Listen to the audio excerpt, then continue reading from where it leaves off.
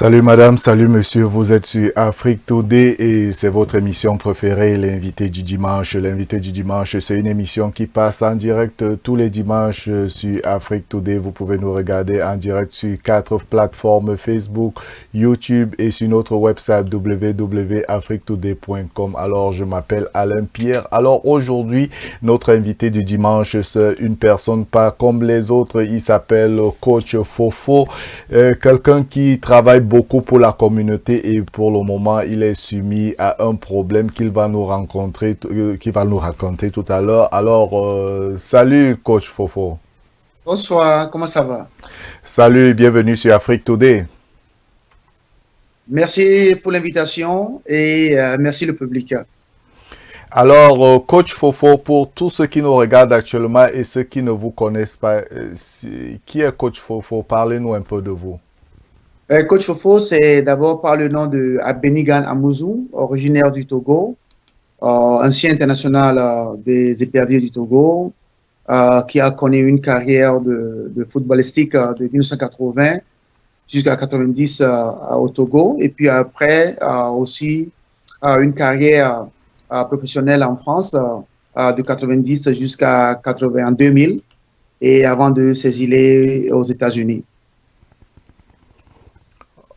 Ok, donc actuellement vous résidez au Cameroun. Vous résidez aux États-Unis. Oui, je suis maintenant depuis 20 ans et que j'ai posé les valises aux États-Unis et que j'ai commencé aussi les activités, la famille, comme tout Africain qui vient ici, chercher de me poser et refaire ma vie. Et puis, Dieu merci, on est là aujourd'hui jusqu'à le temps que les problèmes ont surgi sur un problème d'immigration que tout le monde connaît aux États-Unis. Oui, Coach Fofo, nous savons que vous avez quelques petits problèmes d'immigration et nous allons essayer d'élaborer dans le cadre de cette émission, l'invité du dimanche. Vous êtes notre invité spécial. Alors, mais pour que les gens essayent de comprendre d'où ce problème est arrivé, donc j'aimerais que vous essayez vous essayez un peu de nous parler de votre parcours. Vous vivez aux États-Unis depuis 20 ans. Comment êtes-vous arrivé aux États-Unis? Ben, je suis arrivé en France, par la France, en 2000. Et en 2000, comme tout le monde, j'ai fait référence à m'appliquer à demander l'asile. Et il est arrivé, on m'avait référé des avocats qui sont sur le terrain, qui travaillaient, bon, pas des recommandations, que c'est des beaux avocats. Et que quand j'ai pris connaissance à ces avocats et je me suis consulté, j'ai exposé mon cas. Oh, ils m'ont dit, faut croire que non, ça va passer et que ça va passer. Donc, du coup, je me suis lancé en cette direction pour s'établir, pour m'ajuster, pour faire cette démarche de demande d'asile et qui a été fait. Et a été déposé, j'ai eu l'interview, ça n'a pas marché. Après, il y a eu une suite, ça n'a pas marché. Il y a eu une troisième suite devant la Cour constitutionnelle devant le bord des avocats, qui n'a pas marché. Et puis de là, mon dossier a été bloqué. On ne peut pas le toucher. Et jusqu'à en 2013, un matin où je me suis levé pour aller travailler, où le IC m'attendait sur le parking et ils m'ont pris. Quand ils m'ont pris, ils m'ont amené à Baltimore et au bout de 1 heure de temps, ils m'ont relâché et me disant que depuis combien de temps que vous vivez ici? Et j'ai donné l'année. Il dit mais il n'y a rien sur vous, on n'a rien trouvé, mais bon, vous allez rentrer dans notre système de check-in.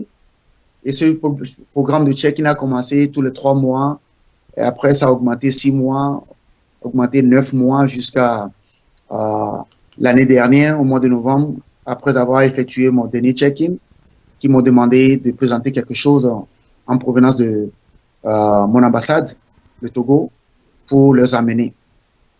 Donc, de ces suites, j'ai cru comprendre qu'il y a quelque chose qui allait se passer. Pourvu que quand mes dossiers d'immigration ont été denied, est bloqué. Je n'ai pas reçu aucune information sur le départ. Parce que quand on bloque, on deny vos dossiers, automatiquement, on vous demande de partir. Je n'ai reçu aucune information. Je ne savais pas si l'information est arrivée chez mon avocat et qu'il ne me l'a pas parvenu, ou je n'ai rien reçu dans mon mail. Donc, je ne savais pas que j'étais, depuis là, sur déportation, jusqu'à 2013, là, que ce qui s'est passé et s'est passé. Et une fois c'est passé, donc je suis fiché dans le système, je commençais à check-in, comme je venais de le dire, et jusqu'à l'année dernière, que ça a été vraiment accentué, dit que oui, il va chercher quelque chose provenant de ton ambassade. Et j'ai claqué que oui, peut-être qu'il veut me faire sortir. Et j'ai cherché d'autres avocats pour imposer le problème. Et je ne trouvais pas, les gens ne voulaient pas prendre le dossier. C'est trop vieux, ça fait 20 ans, ceci. Donc, ce que j'ai fait, et j'ai fait recours à la CASA. Et la CASA est une organisation non-profit qui défend les immigrants, spécialement les Espagnols, mais qui aussi travaille avec les Africains à Maryland, Silver Spring. Et eux, ils ont pris le dossier et ils disent, mais c'est pas vrai que vous êtes quelqu'un de si bien dans la communauté, ça fait des années que... Donc, on va essayer d'exposer votre histoire pour pouvoir voir si ça peut donner un revers de situation. C'est de là qu'on est parti et jusqu'à aujourd'hui. Ok, donc il faut aussi savoir que votre histoire, ça a couru et vous passez presque dans toutes les chaînes de télévision, vous passez dans des journaux, on vous a vu dernièrement dans Washington Post et ça crée vraiment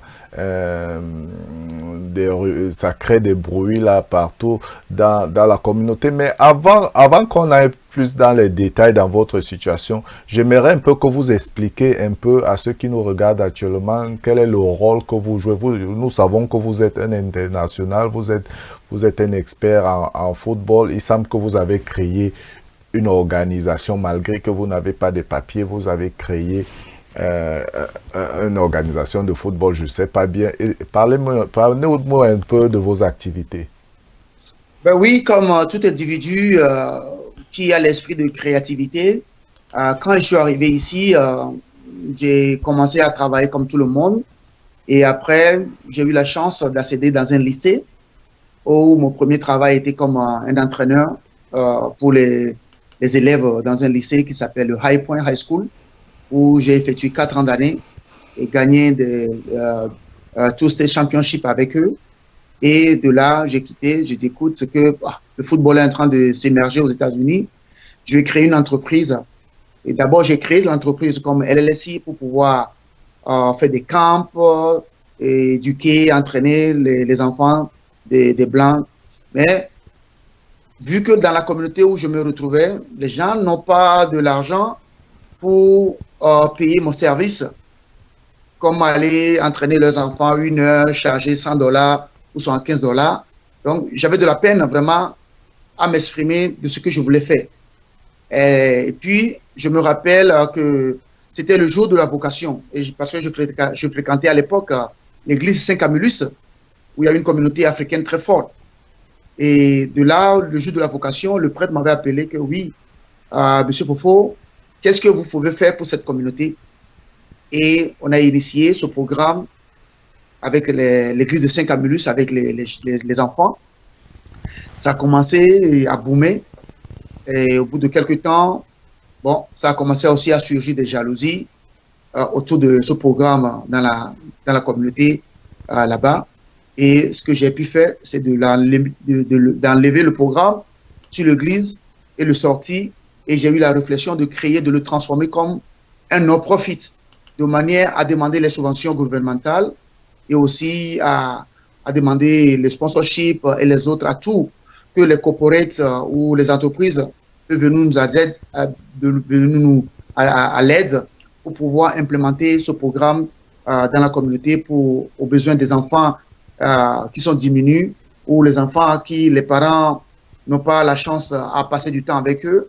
Et pour que ce sport roi qui est le football, le soccer qu'on appelle ici, et pour changer aussi quelque chose en eux, et éviter la rue, éviter la délinquance, éviter la drogue, éviter l'obésité, éviter toutes les maladies vasculaires.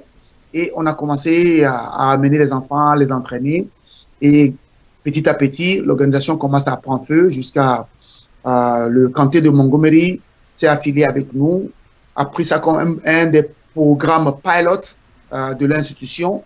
Et on est basé des programmes maintenant dans des différents quartiers de Silver Spring, White Oak, Mid-County, East County, et les enfants, avec l'évolution, ont commencé à s'émerger dans les championnats différents qui sont aux alentours de Maryland, D.C. et Montgomery County.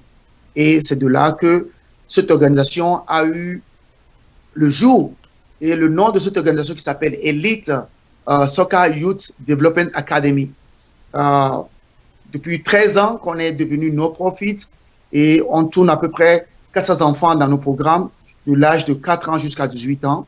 Et de plus, avec le football ou le soccer, on est quand même arrivé à ajouter des programmes éducatifs comme le bien-être, comme le collège prep, comment se préparer pour aller à l'université, le leadership programme, comment être éduqué civiquement, pacifiquement, et puis connaître ses droits dans la communauté où vous vivez, comment aussi s'insérer dans la société avec ses voix, connaître les règles de votre comté.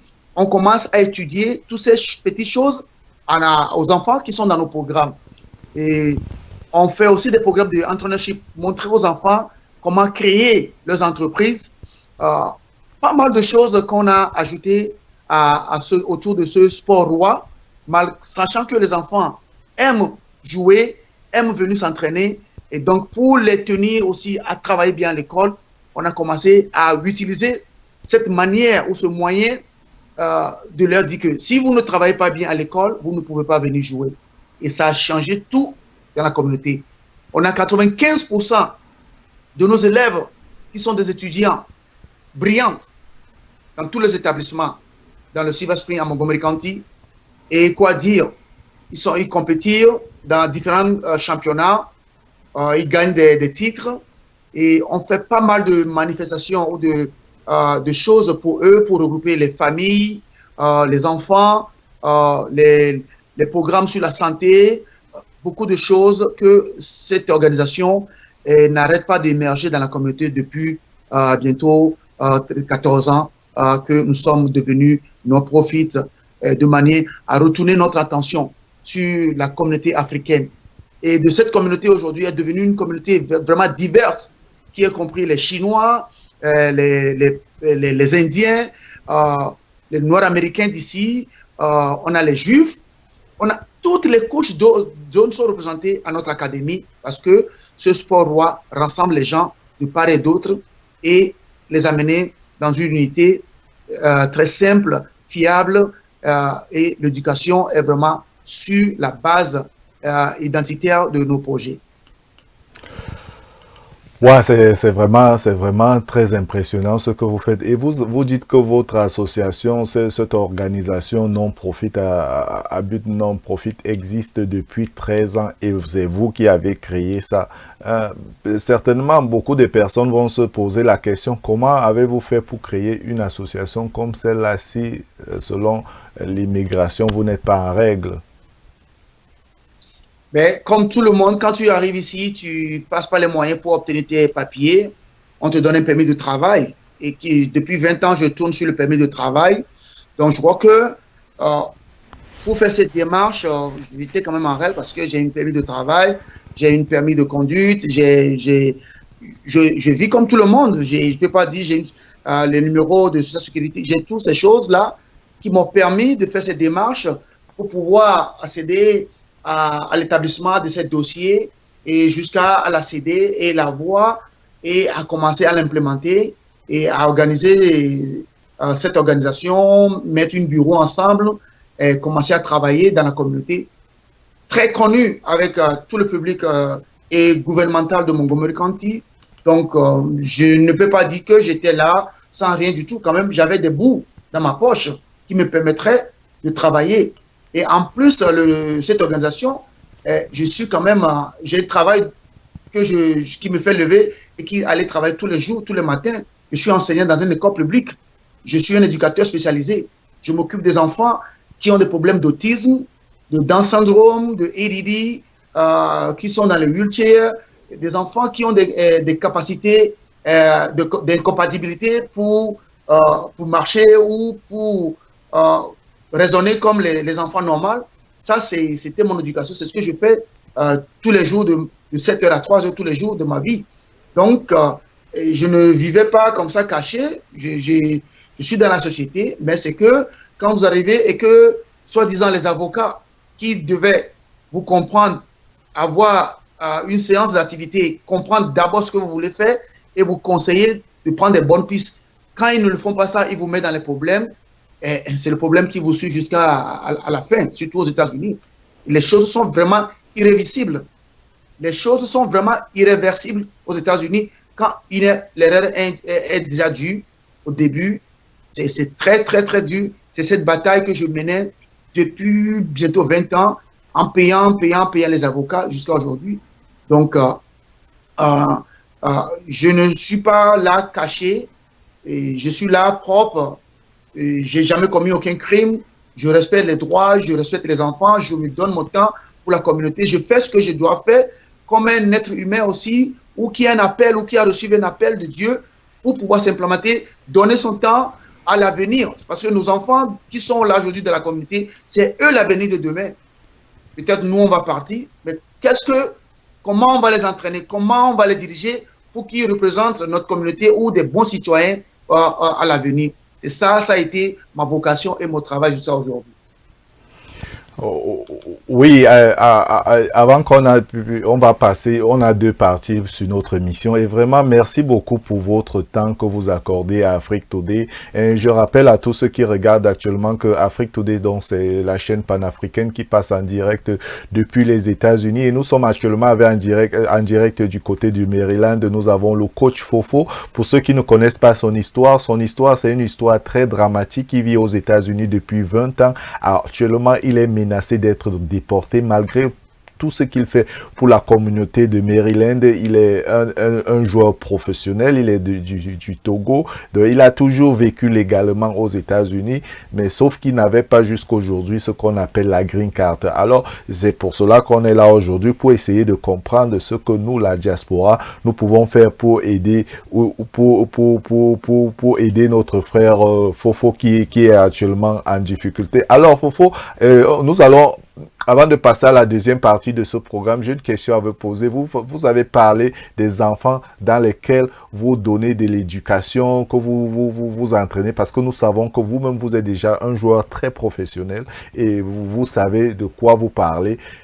Ce sont des enfants démunis ou alors ce sont des enfants... Quel genre d'enfants vous entraînez? Nous entraînons vraiment, notre organisation a vraiment ciblé la communauté, les enfants à vocation diminue, les enfants que les parents n'ont pas les moyens, les enfants qui sont des enfants comme les autres, mais qui aussi ne peuvent pas accéder à toutes les activités qui sont dehors, comme vous le savez, aux États-Unis, il faut payer quelque chose pour pouvoir le enjoy.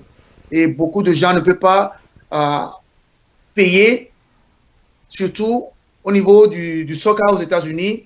Il y a un système qu'on appelle pay to play. Tu dois payer pour jouer. Et beaucoup d'enfants dans nos communautés aujourd'hui n'ont pas ces moyens. Les parents étant de boulot, n'ont pas le temps pour ces enfants, donc ne peuvent même pas payer. Donc nous venons avec des moyens au bord, avec d'autres organisations, avec tous les moyens et la subvention que le Canté nous donne pour s'occuper de ces enfants à voir vraiment diminuer, qui n'ont pas les moyens et qu'on donne tout, on les met dans les championnats, on les habille, on trouve les terrains pour qu'ils puissent jouer, entraîner et les prendre de la maison avec le bus, les ramener à la maison, faire des activités. C'est le b.a.-ba de tous les jours. Et moi-même, des fois, tous les jours, je suis au volant. Je suis à la tâche tous les jours, comme d'autres personnes qui travaillent avec moi dans l'organisation, plus d'une vingtaine de personnes qui travaillent dans cette association à but non lucratif, qui émerge notre communauté africaine et la diaspora et toutes les races qui sont représentées dans les communautés se retrouvent chez nous avec ce moyen qui ramène les jeunes à se connaître, à se connecter, à jouer ensemble et aussi à partager des choses ensemble. Ok, merci coach. Vraiment, merci pour tout ce que vous faites pour la communauté. Et nous savons que votre association, votre organisation est enregistrée légalement aux États-Unis. Et vous occupez quelle fonction dans cette organisation? Peut-être vous êtes le fondateur. Quelle est la fonction que vous utilisez dans cette organisation? Dans cette organisation, je suis le fondateur. En même temps, je suis les executive director et je suis le head coach. Donc, je ne dors pas. Je travaille avec cette organisation de lundi à dimanche. Je touche toutes les tâches. Je dirige tous les domaines. Je veille sur toutes les choses de manière que tout ce que nous faisons avec cette organisation est très pointué. Tous nos éducateurs ont un background check-in au niveau de la loi. Tous nos éducateurs sont certifiés, ont leur licence d'entraîneur. On a des directeurs de l'éducation, on a des directeurs de marketing, on a des directeurs de outreach programme, on a des team managers, on a un board.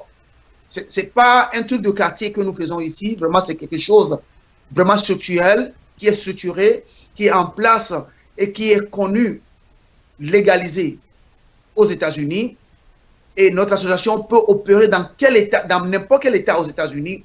Et nous faisons des choses vraiment qui duent à la bonne conduite des règles et des lois des États-Unis.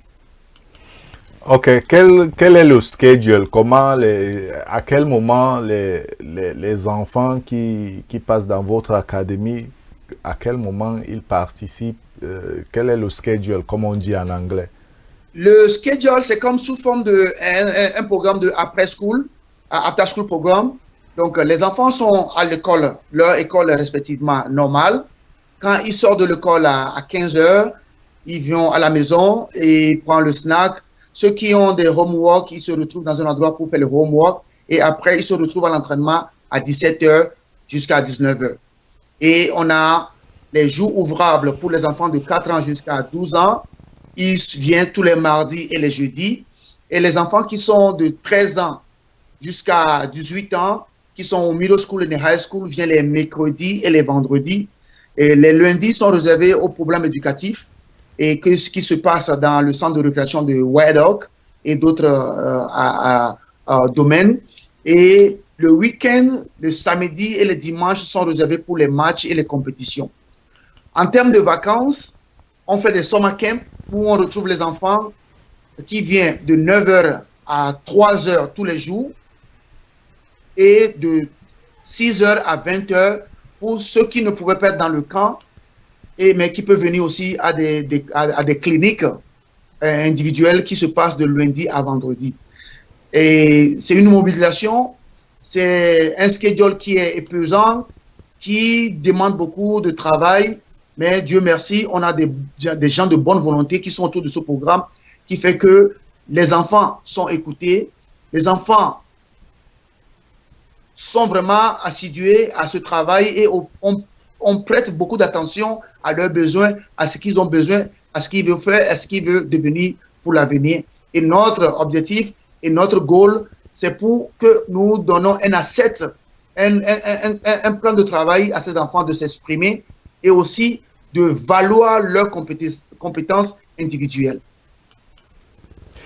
Merci donc Fofo, merci donc coach Fofo, restez avec nous parce que tout à l'heure nous allons passer à la deuxième phase de ce programme. Je rappelle à tous ceux qui nous regardent actuellement que c'est Afrique Today. Vous pouvez nous regarder en direct sur 4 plateformes: Facebook, YouTube, Twitter et sur notre website www.afriquetoday.com. Si vous nous regardez du côté du Togo, allez-y, téléchargez nos applications et vous pouvez voir le coach Fofo en direct directement sur votre smartphone. Afrique Today, c'est toujours dans l'innovation de la technologie. Afrique Today bientôt sur Roku TV. Oui, c'est déjà là. Afrique Today sera donc bientôt sur Roku TV. Donc, restez toujours scotchés dans l'innovation. Nous allons donc prendre une pause publicitaire et nous allons revenir avec le coach Fofo jusqu'après la pause publicitaire. À tout à l'heure.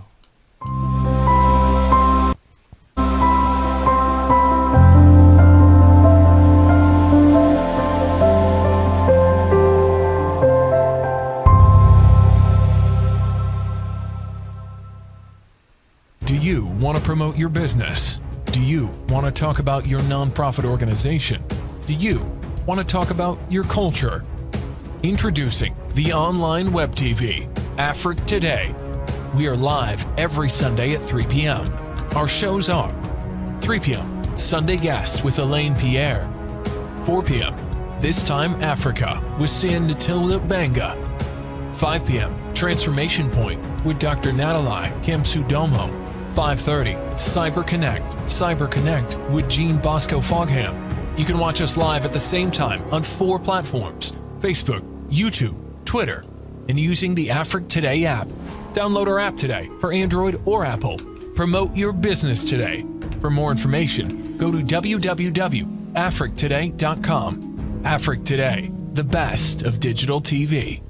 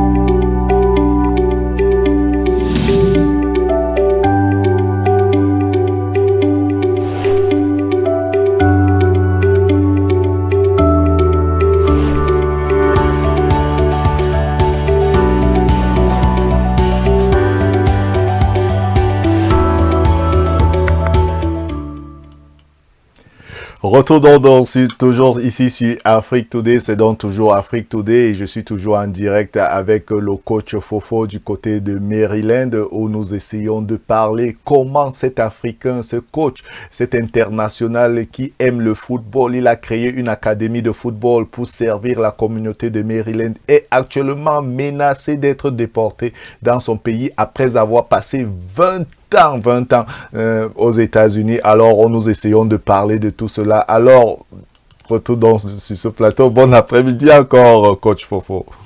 Merci pour l'invitation.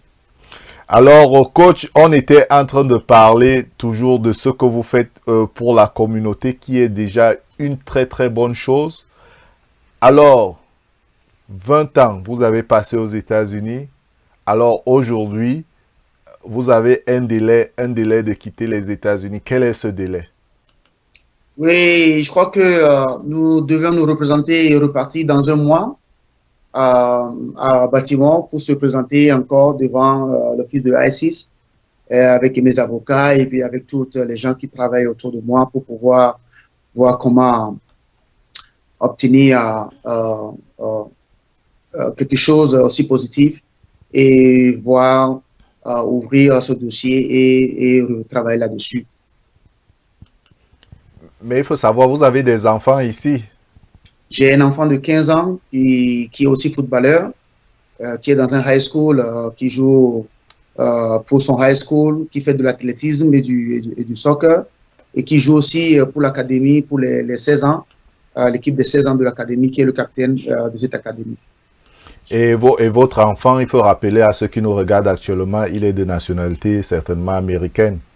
Effectivement, il est de nationalité américaine parce qu'il est né ici. Ok, donc, bon, je ne sais pas les lois, bon, je sais quand même que quand vous avez un enfant américain, vous avez aussi des priorités d'avoir vos papiers. Bon, je ne sais pas comment les choses, votre avocat a suivi votre cas, mais c'est un cas vraiment très exceptionnel.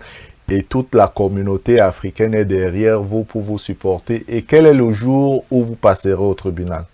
Ben, on repasse le 29 de ce mois, le 29 dans quelques semaines. Donc, on doit repasser à Baltimore là-bas. Donc, on est sur la préparation. Donc, je ne vais pas quand même aussi m'exposer trop contre la loi. Et donc, je vais aussi être quand même avec l'exposition médiatique, être quand même sobre pour pouvoir plaire aux yeux des gens qui prennent des décisions, de manière que tout ce que nous essayons aujourd'hui de faire en ma faveur, par la grâce de Dieu, que ça vraiment soit fait et accepté et prouvé. Oui, mais je n'arrive pas à comprendre une chose. Je crois quand même que l'immigration, ça fait 20 ans, était au courant de votre présence au Maryland, puisque vous avez votre permis de travail et vous le renouvelez de temps en temps pendant ces 2 ans en attendant que votre situation... Bon, peut-être vous n'avez pas été très bien conseillé par votre avocat. Et durant ce temps-là, vous étiez en règle, vous n'aviez violé aucune loi. Et aujourd'hui, peut-être c'est à cause de ce que vous faites pour la communauté, on veut vous déporter dans votre pays. Est-ce que vous savez pourquoi ça éclate là maintenant? Je n'ai aucune idée. Et je n'ai aucune idée si c'est quelqu'un qui l'a fait ou c'est mon tour, ou je suis là. Comme tous les jours, je dis que je n'ai pas... je vis sans à l'heure à ce que mon cœur me dit de faire et je respecte les institutions, je respecte les lois de ce pays d'adoptif qui nous a reçus. Donc, quand tu vois toutes ces choses et que tu vois ce qui t'arrive aujourd'hui, tu te poses la question si vraiment c'est comme ça. Mais bon, il y a de la loi, peut-être que aussi ça applique la loi. Et avec l'équipe qui est autour de moi, on est en train de voir comment aussi accéder et voir et maintenir les choses en l'ordre. Il faut rappeler qu'actuellement, cette organisation dont vous êtes le fondateur et le créateur reçoit une subvention de l'État, c'est ça, non? Oui. Puisque vous ne prenez pas de l'argent à ces enfants, vous les formez gratuitement. Avec tout ce que le Kanté donne comme fonds. Voilà. Donc, je me dis, je ne veux pas, je me dis, nous essayons de mener une enquête pour savoir, pour essayer de comprendre d'où cela vient. Bon, peut-être les gens croient que peut-être M. Fofo est devenu millionnaire avec ce que le county fait de son truc. Oh, je ne comprends pas d'où cela vient. Avec notre communauté, tout est possible. Et tu sais que malgré que nous courons et que moi, personnellement, je cours, et je cours tous les jours sans réfléchir. Bon, quand les gens arrivent sur le terrain, qui voient beaucoup d'enfants autour de toi comme ça, ils croient que tu ramasses des millions et que tu mets dans la poche. Je n'ai même pas de... Et ne soyons pas surpris que ça soit l'un de nos frères. Ça soit l'un... Il ne faut pas qu'on soit surpris que ça soit des mains de l'un de nos frères. Et c'est possible. Donc, comme je vous l'ai dit, on regarde beaucoup d'enfants et au jour que le Seigneur a créé, il y a toujours de l'amélioration autour de cette organisation. Donc, j'ai dit qu'il y a la main de Dieu qui est autour de cette organisation parce que le Seigneur nous dit on fait ce que le Seigneur nous dit de faire. Mais quand les gens voient autant d'enfants et autant de choses que nous gagnons chaque année, cette organisation a gagné le meilleur académie de DMV l'année passée par le African Award. Tu vois? Et l'année passée, cette académie a gagné 3 championships au niveau des 16 ans, 14 ans et 10 ans.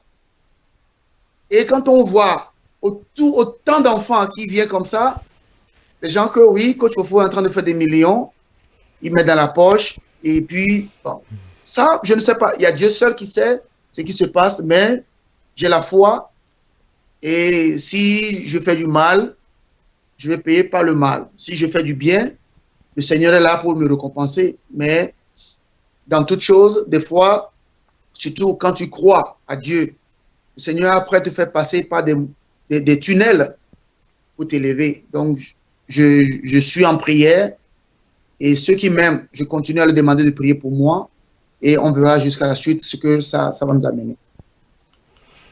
Ouais, donc, il faut aussi vraiment savoir que ce que vous faites pour la communauté, c'est vraiment, vous avez quand même créé une académie de football, ce qui n'est pas donné à tout le monde, et vous avez pu convaincre la communauté de Maryland que cette académie est importante pour pour cet état-là. Et je crois que vous êtes supporté par les council members. Et je crois que même votre cas, je crois que le council member en personne a écrit aux des gens qui prennent des décisions, quoi. C'est ça, effectivement. Tous les 9 membres de council members se sont ajoutés. Ils ont écrit un courrier.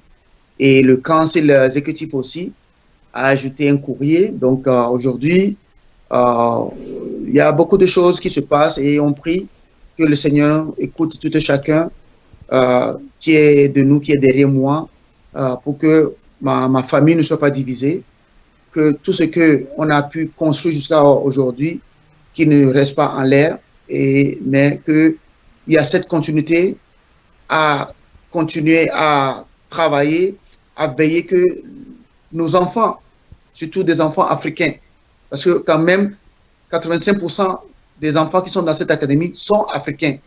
De toute l'Afrique est représentée, qui sont souvent laissés derrière, mais vu à ce programme, aujourd'hui, qui brillent bien à l'école, qui ont des voix, qui se manifestent par la volonté de mieux faire, qui ne sont pas tombés dans l'oubli. C'est tout ce que nous souhaitons pour eux.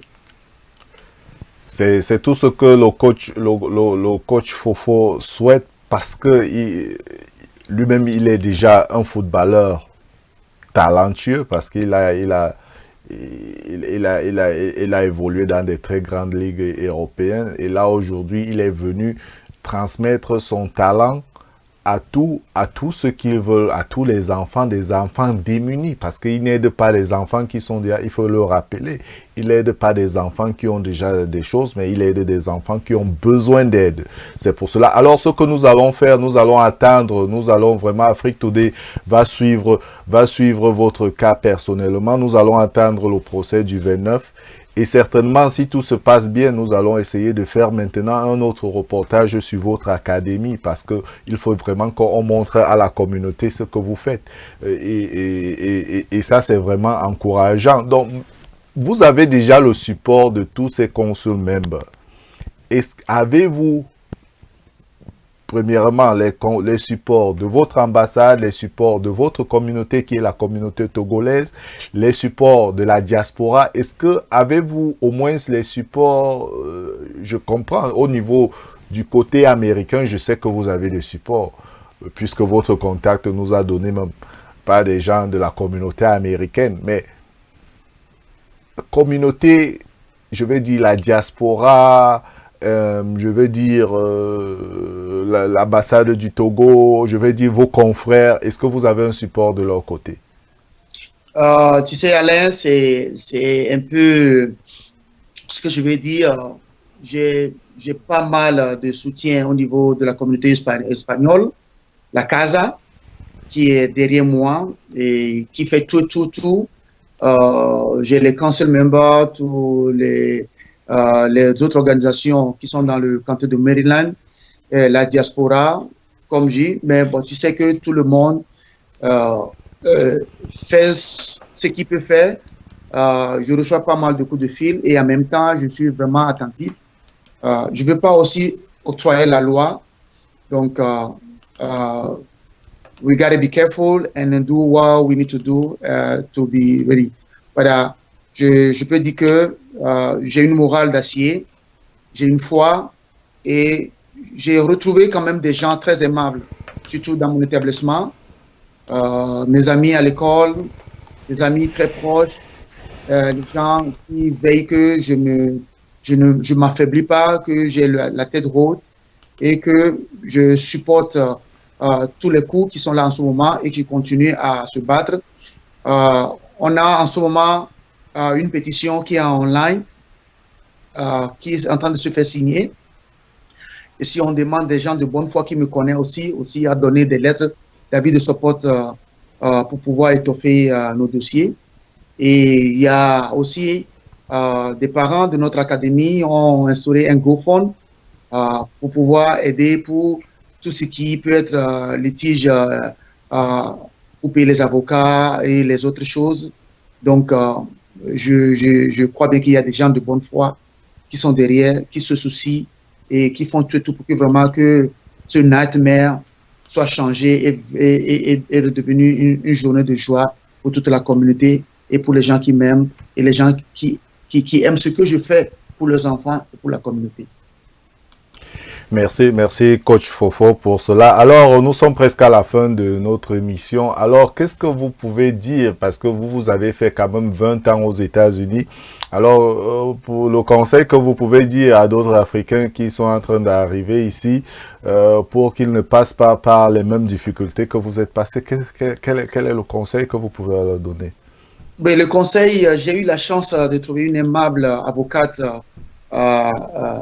le vendredi passé sur une chaîne de télévisée et qui a su quand même représenter cette interminable question.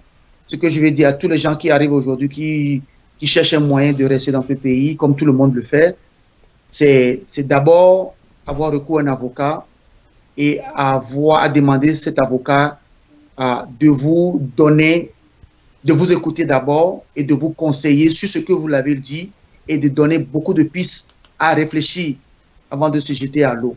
Parce que les erreurs viennent toujours par ceux qui nous représentent ou ceux qui pensent connaître la loi et des fois qui sont humains, qui nous rendent dans des erreurs. Donc, n'écoutez pas les gens, ceux qui vous vivez.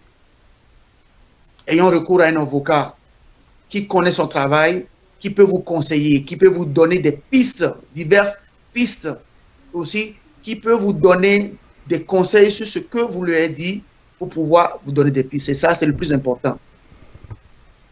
Ok. Donc vous avez, là où vous êtes là pour le procès du 29, vous êtes déjà rassuré. Vous avez combien d'avocats déjà là? Vous avez des avocats? Et on a 2 ou 3 cas d'avocats qui sont autour de trucs avec les legal counsel de Casa, les gens de Casa qui sont là, qui font tout que vraiment que cette interminable journée soit vraiment achevée. Donc, si quelqu'un, en m'écoutant aujourd'hui, qui connaît ou qui est avocat ou qui a pitié de moi veut s'ajouter, il peut me contacter ou peut te contacter Alain et on peut l'ajouter ou s'approcher des gens de la Casa pour que ensemble, nous travaillons ensemble pour trouver une solution à ce problème qui m'arrive.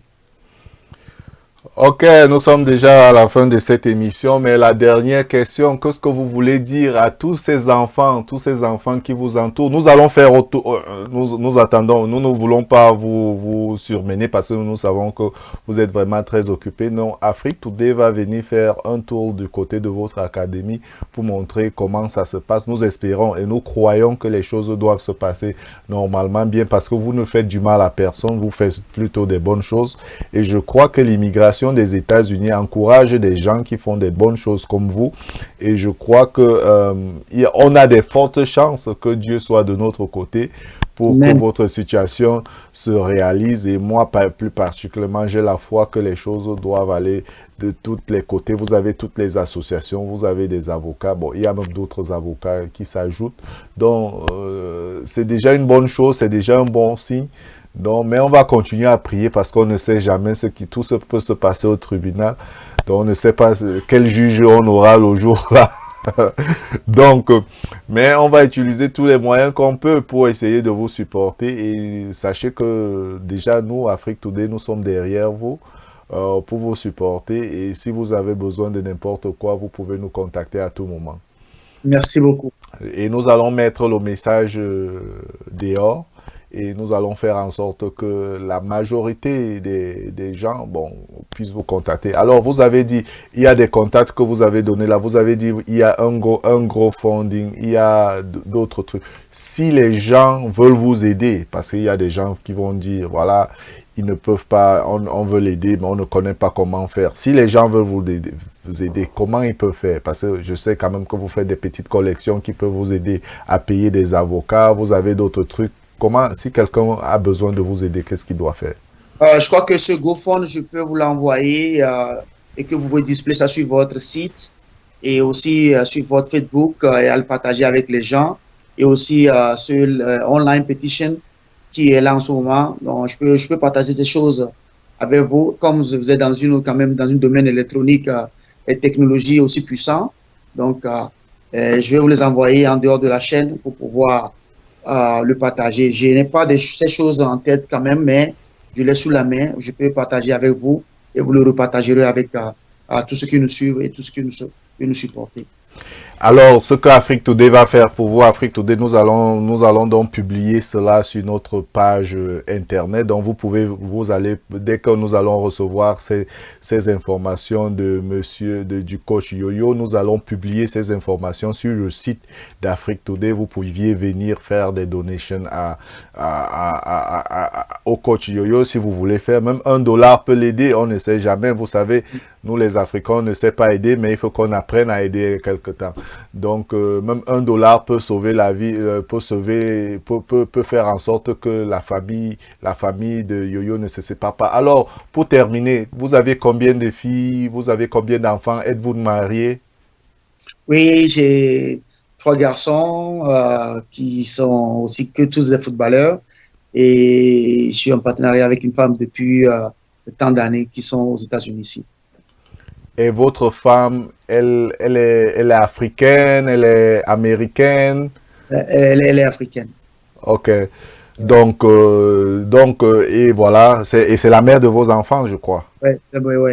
Donc, voilà. Donc, il faudra donc qu'on fasse en sorte que cette famille ne se sépare pas. On espère, donc on va rester en contact et je crois que vous allez nous mettre, vous allez nous dire, donc, vous allez nous donner des informations sur la suite de votre cas. On espère que les Africains vont mettre aussi la main dans la poche pour essayer de vous aider. Alors, qu'est-ce que vous voulez dire à votre petite famille qui vous regarde? Ça, c'est ma dernière question. Je voulais dire merci vraiment d'abord à vous et qui a pris du temps pour pouvoir m'exposer aussi, faire connaître mon histoire aux autres personnes. Et je crois que ce qui m'arrive aujourd'hui, ça peut aussi servir de leçon à tout Africain ou tout immigrant venant chercher. On sait que les choses ne sont pas comme ils étaient avant, les choses changent. Donc, restons lucides et venons ensemble comme une famille pour pouvoir aller au-delà de tous ces problèmes. Et je voulais aussi remercier à tous ceux qui, de part et d'autre, ont continué à supporter, à prier pour moi et à me montrer leur amour. Je vous dis merci et je vous demande de me garder en prière et de compassion pour que vraiment que ce qu'on a commencé, qu'on puisse le finir avec vos supports et le support de tout et chacun. Merci et je dis merci à Dieu qui nous a donné la vie aujourd'hui, qui continue de veiller sur nous et qui fait que lui seul connaît nos chemins, lui seul connaît nos cœurs et lui seul connaît ce qui peut s'arriver demain. On connaît aujourd'hui, mais demain, on ne le connaît pas. Et on laisse tout dans sa main. Que sa grâce et ses bienfaits nous parviennent. Amen.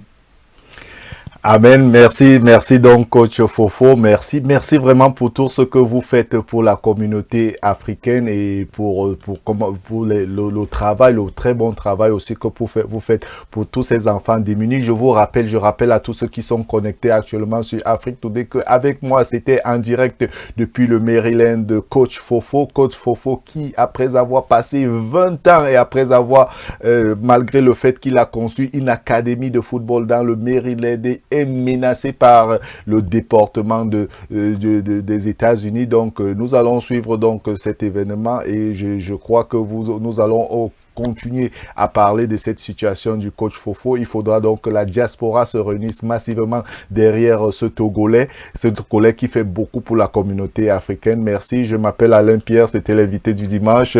Bon dimanche et à dimanche prochain. Fofo, on reste connecté. Merci et à bientôt. À bientôt. Merci beaucoup. Allez, bon dimanche.